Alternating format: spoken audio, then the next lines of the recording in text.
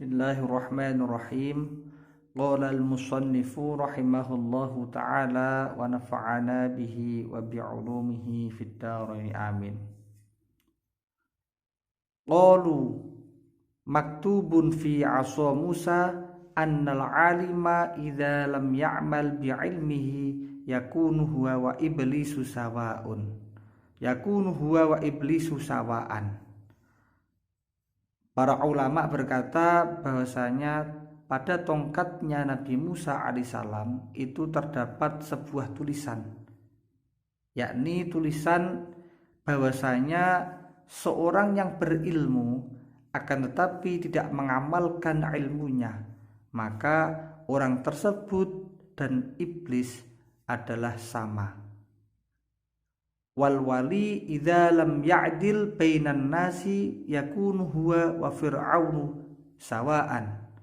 Dan seorang pemimpin ketika tidak bisa melakukan keadilan terhadap umat atau rakyatnya, maka pemimpin tersebut dan Fir'aun adalah orang yang sama. Wa tajiru idza lam yunfiq amwalahu fima faradallahu alaihi walam yajma'ha min hillin yakunu huwa wa qarunu sawaan. Seorang pedagang yang tidak menginfakkan hartanya pada apa yang Allah wajibkan terhadapnya dan dia tidak mengumpulkan hartanya dari perkara yang halal, maka orang tersebut juga korun adalah orang yang sama. Dan wal faqiru idza lam yasbir ala faqrihi yakunu huwa wal kalbu sawaan. Kemudian orang yang fakir dan tidak sabar terhadap kefakirannya, maka orang fakir tersebut dan juga anjing hukumnya sama. Maka dalam hal ini dalam keterangan ini menjelaskan bagaimana seorang yang alim memiliki tugas setelah dia menjadi orang yang alim. Artinya orang yang bodoh ini mendapatkan sebuah tuntutan dari Allah untuk menjadi orang yang alim atau orang yang pintar. Karena dengan ilmu itu akhirnya ibadah yang dia lakukan mendapatkan kualitas kalau dibandingkan dengan ibadah yang tidak didasar ilmu, maka tidak berkualitas dan tidak diterima oleh Allah. Namun hanya dengan dia memiliki ilmu bukan berarti tugas selesai.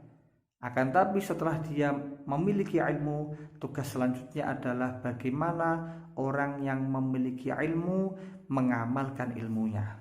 Maka di sini dijelaskan ketika ada orang yang alim tapi tidak bisa mengamalkan ilmunya, itu dianggap belum cukup. Kenapa?